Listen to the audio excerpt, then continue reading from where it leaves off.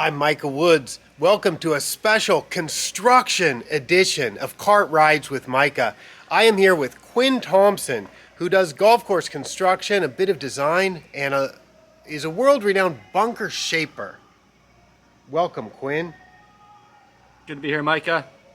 Shall we go have a look at some grass and some bunkers and talk about this project that you did at Keya Golf Club? Let's give it a go. So Quinn, you were here to shape some bunkers about a year or two ago? 2 years ago, maybe we finished. And this machine, is this one of the excavators that you used? Yes, that is that's Keya's property, but it's a good machine. It's old, it just needs a little grease every now and then. But they kept it running, and Keith Cutton and I were able to get some work done around the course with that. And then I believe Andrew rented one more for us, just like a rental shop down the street. Nothing fancy, none of the knuckle buckets guys use nowadays. We just, but I guess since we're just dealing with sand, mostly sand, out on the golf course, you can get it pretty smooth, as opposed to working in like heavy clay or soil, where those knuckle buckets may come in handy. This you can just kind of smudge stuff around. Is this site, would you call it like a sand dune covered by a pine forest? Or what was the soil like when you dug down?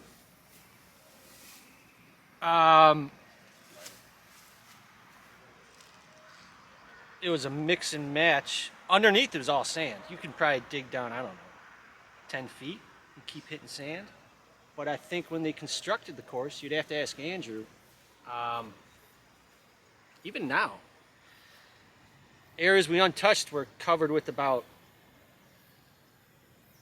what did you say, 5-10 inches of like road-based material, which I think they used in the 60s for construction to maybe help the grass grow.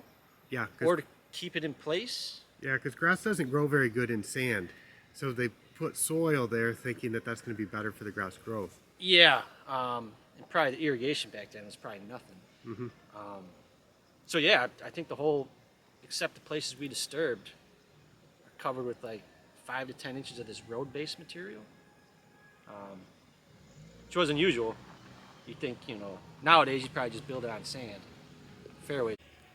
Quinn, you're working on a project up in Nara, aren't you? 2 green to 1 green conversion? Yes, pretty much.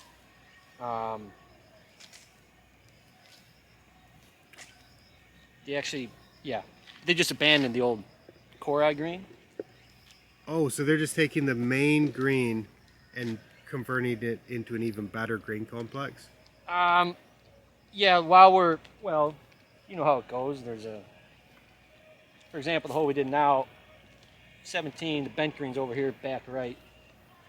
And the old Cori green's just sitting there, but they've let it grow to rough. It's still part of the golf hole, but they just didn't like it. It stood out kind of like a sore thumb. So we just tried to get rid of it and then work around the bent green as well, kind of enhance that a bit. And then there was some fairway bunkers in the back, or in the fairway, that were 200 yards off the tee that just punished the older players. So we tried to move those as well, and I guess just enhance that one hole while we're getting rid of the old Cori green. And there's 2 more holes out there that they'd like to do that to next year.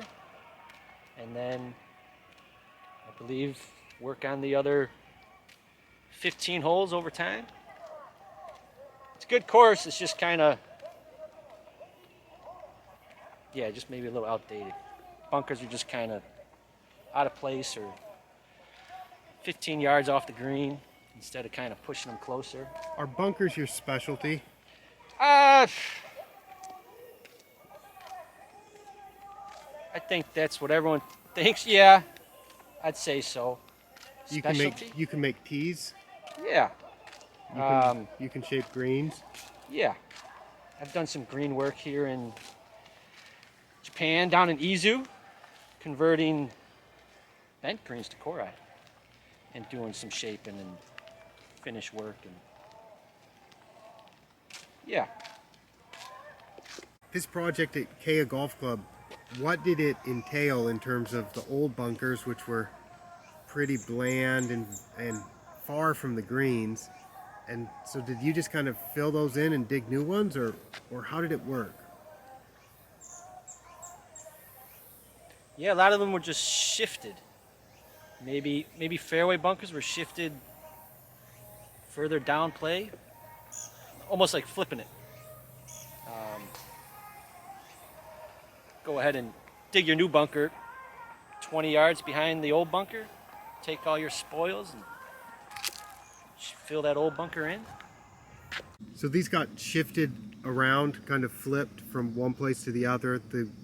The fairway bunkers got moved to appropriate yardages, and definitely the bunkers around the green seem a lot closer than they used to be. Yes, fairway bunkers were just kind of, like I said, flipped in a way, or some new ones were built. And then greenside bunkers were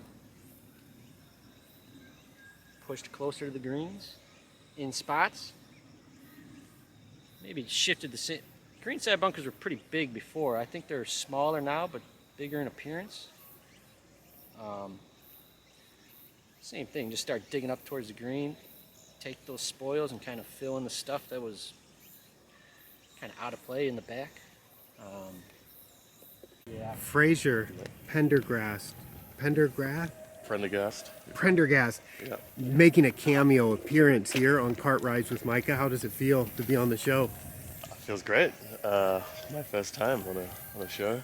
Well, let's introduce you. You were working here at Keya Golf Club, doing grounds maintenance, Yeah. mowing, and helping out, because a lot of the labor work for the bunker project was provided by the crew, wasn't it? Yeah. The crew did all the finishing things, and I guess I don't know. I did a lot of it by myself, but What was it like help. working? What was it like working with Quinn Thompson? it was good. First experience on a golf course working, doing this kind of work. He taught me a lot, and yeah, I think he's a good teacher. He's nice, gentle.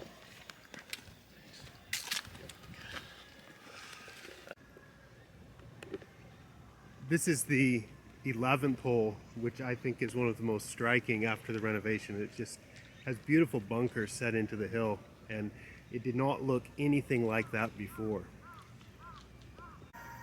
And we came across 3 members of the bunker crew. Atarashi bunker wa kandi wa dou desu ka? 難しい。難しい。なぜ？ラインがきつい。だけ？深い。Steep de show. So I think they're saying the new bunkers are a little bit difficult to maintain because the lines are a little bit curved and it's steep. Demo kirei de show? But they're beautiful. Okay. Arigatou gozaimashita. Otsukaresama deshita. We're here at the 10th hole, and Quinn, you mentioned this. Was this the first bunker you did when you arrived? Yes. Yeah, we started right here. This is a beautiful one. We were just talking with the bunker ladies, the ladies that do the bunker maintenance, and they said it's a little bit difficult to maintain compared with the way the bunkers were before.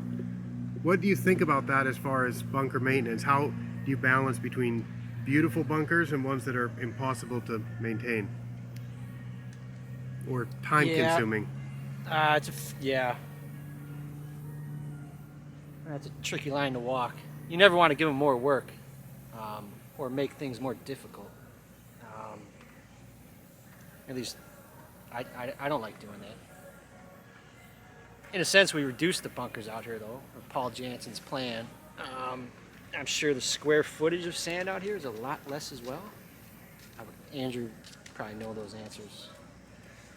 Yeah, there's a lot fewer bunkers, but they're so much more visible. And what I've noticed is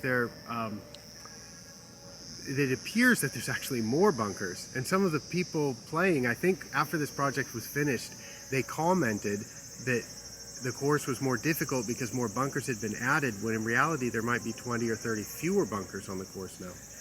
Yeah, I think it was like maybe 15 fewer bunkers. Certainly smaller in places. I think it's some of the sand flash that makes them, like you said, makes them appear a little bigger or more in your face. And probably what the maintenance ladies were referencing. Mm-hmm. Before, the bunkers were kind of two-dimensional, maybe flat with more grass banks, and so they could take that bunker bike all throughout the bottom. But then you got those big grass banks, you still got to fly mow. So it's, Mm-hmm. do you rake the sand or do you fly mow? How long does it take you to make a bunker like this? Oh, it should be about a day and a half. Day of building it, and maybe the following morning of raking it, and then seeing if everyone likes it, and then sanding it. Probably 2-3 days in total, 4 days. Put some sand in there. You guys didn't do anything with drainage here, did you? You just dug a hole in the bottom, and because there's all that sand underneath, the water just goes down. Yep. Which was nice to do, or it certainly sped up the process. Yeah, most of these bunkers we just hit sand, and if there was some difficult material, we'd build Andrew a sump, just dig down a couple more feet until you hit clean sand, like in the low maybe. The idea that the water would just, and I'm pretty sure he's got no problems with the drainage. Yeah, he told me. After a big rain. Yeah, I was out here on last Sunday after 80 millimeters of rain, and there wasn't standing water in any bunkers. Yeah. And he said after the project was completed, it's perfect. The drainage is perfect. So that's nice. I think before he had some drainage issues out here. Oh, yes. So, I mean, in a way, we helped the maintenance with that regard. Yeah, you certainly did. Standing water at the bunker's never that pretty to look at or play out of. This is kind of like a hybrid kart rides with Micah because it's a construction edition, but we are doing it during the KBC Augusta Golf Tournament. What's it like seeing the pros play on the course where you've done the work? I guess it's rewarding to watch. They're good though. I mean, they're very good. You put bunkers in the middle of the greens and they'd still avoid them. You said yesterday you saw a lot of players in the bunkers. Fairway bunkers. Okay. I saw a lot of fairway bunkers in play. Green side bunkers, it seems like they'll put it on the green if they have to in regulation. They're just that good. But the course is, I mean, it's beautiful condition. Nice weather, good crowds. Just hope for a good finish tomorrow. Do you ever have stories about bunkers? Stories. Horror stories? Yeah. Comedies? You told me you have a story about this bunker. I did. Well, keeper son, Andrew, he'll send me a message every now and then about bunkers or ideas. And I like to tell, usually when our crew finishes, I like to tell the keeper, the club itself, like, these are your bunkers. Like, do what you want. You can fill them in, you can edit them, you can, there's a little bite there, which I think looks great back in the fairway. Here it's a little different angle. It was just a dry spot. and there was kind of a hole in it, maybe an animal burrow. Andrew didn't like it, and he sent me a sketch one day. He's like, "Mind if I chop that out?" I was like, "Have at it." So I think over time, these bunkers are going to get a little, not similar looking, but they're definitely living and breathing, changing things.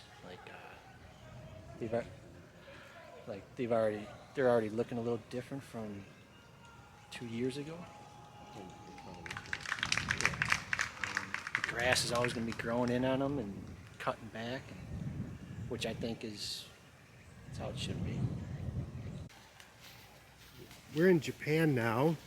You're American. You've worked in China, I know. You've done some work in England. What other countries have you worked in? Do you keep track? China, England, France, Bordeaux, good wine, terrible weather. Canada, Nova Scotia. I think that's it. How's your Japanese language skills? It's terrible. It's probably kindergarten level, but construction lingo is fine. But that's Tsuchi, Suna. I can communicate in that regard. It's a difficult language. Fraser, thank you so much for making a special cameo appearance. Oh, my pleasure. Thank you.